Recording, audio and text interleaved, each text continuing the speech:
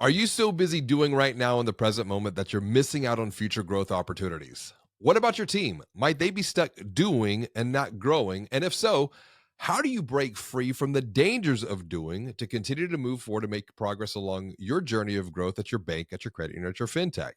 Well, let's find out together on today's episode of the Banking on Digital Growth podcast.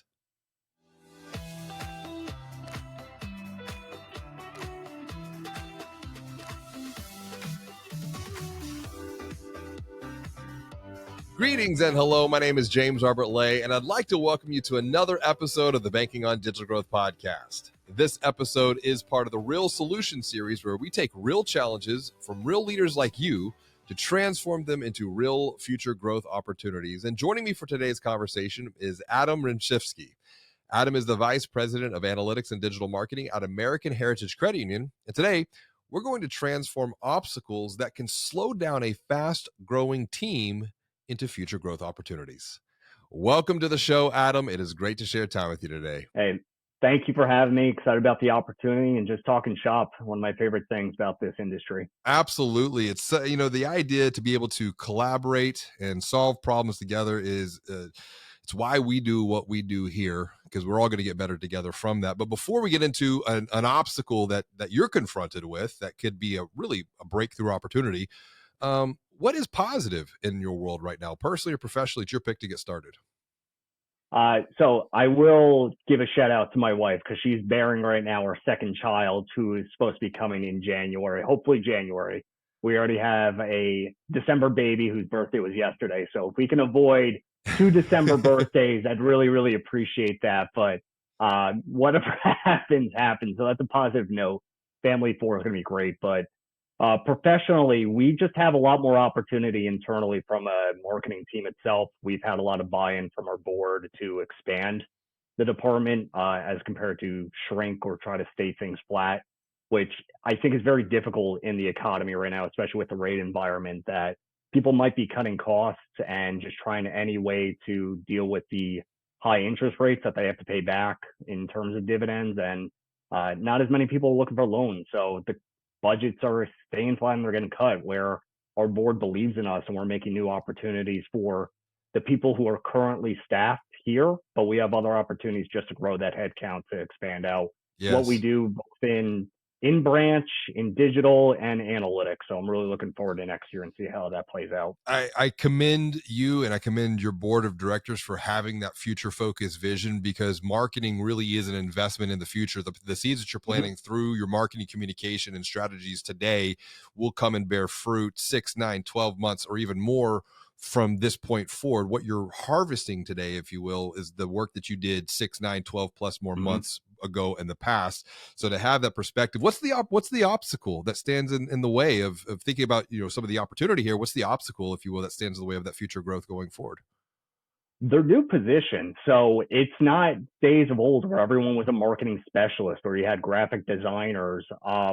There's a lot of new, I think I've created 7 different jobs that I've never actually been at our institution before. So you need to just explain the why this needs to be there. And there's little case studies along the way where you have instances that this was a huge success. If we had someone overseeing that or had a lot more accountability in this certain avenue, imagine the growth we could have with that going forward, where 6 years ago, we didn't have a digital division at all. It was solely based upon structuring out our marketing matrix in terms of just, direct mail, newsletters, what have you. But now we have a breakout between 2 divisions where we can have a lot more accountability in this. Yeah. On top of that, it's not a cost center anymore. We can actually track and show what revenue we're bringing back to the institution with the reports we have, with the email automation, with the new BI initiatives that we're trying to do, where you're able to show, hey, we put an investment into here, we were able to get X back. Imagine if we had someone overseeing that, how much more we can bring back with that. Yeah. And when you think about, you're bringing in these 7 new team members, that's a lot of change. It's a lot of new personalities coming in and building this team. What are some of the challenges that you're seeing around the human transformation side that will help continue to spur you further along this digital journey here? So my favorite thing about marketing is there's no exact science. 1 + 1 is always two. Where with marketing, it's really your consumer behaviors is what you're trying to adapt to at that point. So it's always different. And what I love about the difference is your day to day is different, but the people you interact with are trying to solve their problem. They have a new form of media that you're trying to compete with. And having so many people on my team, it's actually good case studies for me because I can dive deep into their brains and understand how are you interacting with this new medium? How are you trying to research new products where it's not just me coming up with certain things, making assumptions or doing research projects. I have this very intelligent team where we can just go into a room together and try to figure out the best avenue of communicating our products or solutions to our members around us. Yeah. So let's solve a problem together here. That's just you got some good contextual perspective into where you've been, where you're at, and where you're going forward. And I appreciate that because you've got 7 people now that can really have a deep level knowledge. One of the things I was writing and talking about maybe 7 years ago, 8 years ago, was the idea of the T-shaped marketer, to where you have a broad perspective into common marketing disciplines, but then you have deep level expertise into one Mm-hmm, particular area. Maybe it's data and mm-hmm, analytics, maybe it's mm-hmm. email automation. What's a big challenge right now looking ahead to the future that if you eliminated this challenge, it would really open up some new growth opportunities going forward? I think it's just really understanding that without adapting to how things are going to change and evolve it into your toolbox itself, it's not going to help you with your day to day. I mean, AI is such a hot topic and you can bring that in so many different ways, but it's essentially another person on your team at that point where I have content creators who might be stuck in an idea. And if you Yeah. just go to some of these tools, they just need a spark note at that point. And that's really where you can get the most out of these new technology, emerging technologies that are happening. If everyone's dealt with writer's block, and Right. what a great tool that AI has where they can come in with either some subject lines that you need to start something, just a keyword that might you have not even thought about because you're just so I call them horse blinds all the time. You're only Yes. looking ahead of you and not around you. Where these tools can take off the blinds for you, and you can start writing or creating new things for the people you're trying to communicate with without these certain tools. Where if you're kind of closed in and you're just doing the same thing you always had, I don't know how you're going to keep So, growing because member behavior changes constantly. And if you're not changing with them, you're not going to be able to keep growing. and I think that right there, I want to pause you. That's the big challenge behind the challenge, if you will, particularly as you're bringing this new team together, is doing. Mm-hmm, And I've seen this working with other marketing teams within financial brands. It doesn't matter if you're a bank or a credit union, how big, how small, because these are the human behavior issues, mm-hmm, if you will. It's the doing. And one of the things that I'm writing about in my new book, Banking on Change, are the 4 seasons that will lead to exponential growth. Because if we kind of follow the patterns of nature, nature mm-hmm, unfolds. We have these 4 seasons: spring, summer, fall, winter, and then we just repeat the cycle all over again. One of the things that I've identified through the work with financial brand, not just marketing teams, but now sales teams and even leadership teams, the most dangerous place to get stuck is doing, now more mm-hmm, than ever. And I think we fall in love. We fall in love to what we do, or we get stuck, back to your point about blinders, and we can't see anything else because we've just been so mm-hmm. focused heads Yep. down. And Mm-hmm, now we've entered into this age of AI where the world is going to be evolving, changing at a much more rapid pace. It's very interesting from the context of time. 1994 to 2024, 30 years of the internet. Now, November 30th, 2022, so ChatGPT, as of recording, has just reached almost 1 years old, yeah. or has reached How 1 years quick. old. Yeah, and it's been, you see the iterations of that. And so in to navigate, if you will, the complexities of exponential change, to then on the flip side achieve exponential growth, which I define exponential growth as when an individual perceives, feels that they are growing professionally and personally at the same exact time. Well, then the team Mm-hmm. will achieve exponential growth, and then the organization will achieve exponential growth, and then that Absolutely. can spill over into the lives of members and the people in the communities that we serve. But there are 4 seasons that we have to navigate through. Number one, we had to break out of the season of doing to Mm-hmm. create space and time to pause, to review and reflect on what we've done over that season of doing, to then Mm-hmm. journey into the season of learning. So that what did we learn from what we've done? Or are we building curriculum? I think about Gene Pelham, who took Rogue Credit Union from about 350, 400 million in assets to 3 billion in assets from the time that he joined about 2008 as CEO to the time that he retired. Mm-hmm. And education was so key to that, not just Yeah. within marketing, but Mm-hmm. marketing, sales, lending, technology, all areas that they built an internal university that wasn't just financial services related. It got into humanities, got into philosophy, got into psychology, the human sciences. But what I think some in financial services are like, well, that's just kind of the soft subjects, but no, it's the very, very real subject. So there's that idea of ongoing learning. Mm-hmm. And then the season of thinking. How can we apply this knowledge to then do even better over the next cycle of time?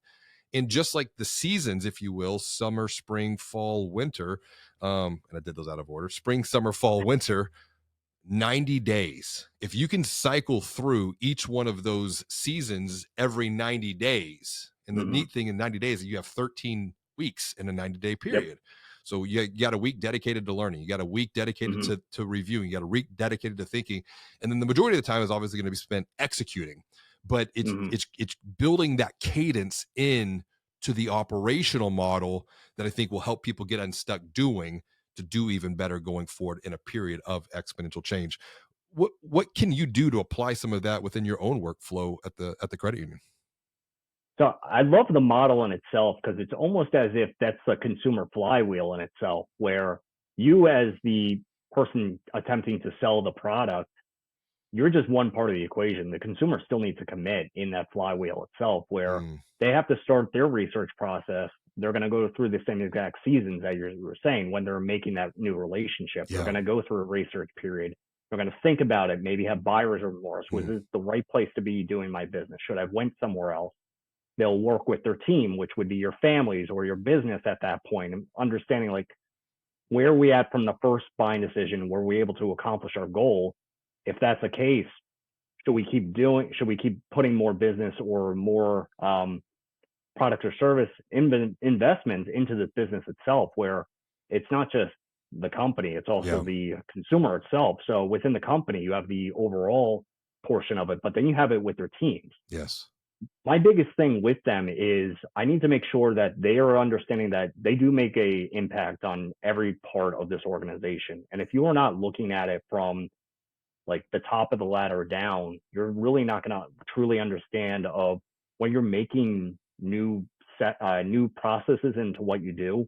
Can you tell how much more impactful you were doing or how much more efficient you're working if you didn't come back and start thinking about that? Yeah. So you really just need to sit down with your team, get out of the cadences of your normal breakups, your normal huddles. Yes. Use maybe every 3 months at that point to sit down, reflect on everything you did.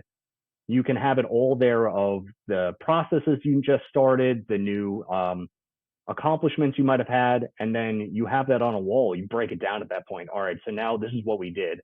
How can we ramp up that growth knowing that this worked? Or if something didn't go as planned, how can we pivot and be flexible with those pivoting to making sure that we're still, trying to hit goal of what we were trying to do from either that quarter, that month, or that year. Yeah, while we don't have time to get into a tool that we use called the Digital Growth Maximizer, it speaks to some of those points right there. I want to leave you with something though that you can, like you said, break out of the daily routine, the huddle, and it's just to start every meeting, every conversation with one simple question: what's been going Mm-hmm. well? Because back to your point, you want people to feel validated, like they're Absolutely. making a difference. Yep. What's been going well? We kind of did this with this podcast. What's been a win? What are you excited about? What have you Yep. learned? Or what are you looking forward to? And guess what? There's 4 questions there. If we have a weekly meeting, we just pick one of those 4 questions. We cycle Mm-hmm. through that. And every conversation starts out on a positive note, and we measure the Absolutely. progress that we made going forward. Adam, this has been a lot of fun to dive into one of your obstacles, transform that into an opportunity that you can keep moving forward on your journey of growth. I wish you well on that journey because you've got a lot of positivity ahead for you for sure. James, thank you so much. It was a pleasure. Had a lot of fun. take any of these insights and try to bring it back into my own experience and give this knowledge back to my team. I appreciate that. As we wrap up another episode of the Banking on Digital Growth podcast, where might you be able to create space and time to break free from doing so that you can review what you've done, learn through the experience, and then think about how you might be able to do even better over the next 90 days? Perhaps our 4-step banking on digital growth method might be a good fit to guide you and your team along your journey of growth at your bank, credit union, or fintech. And if you have a marketing, sales, or leadership obstacle that you'd like to transform into a future growth opportunity, text me the biggest challenge standing in your way right now to 832-549-5792. That's 832-549-5792. And we'll talk through it together on a future episode of the Real Solutions series, where we take real challenges from real leaders like you to transform them into real future growth opportunities. Until next time, and as always, be well, do good, and be the light.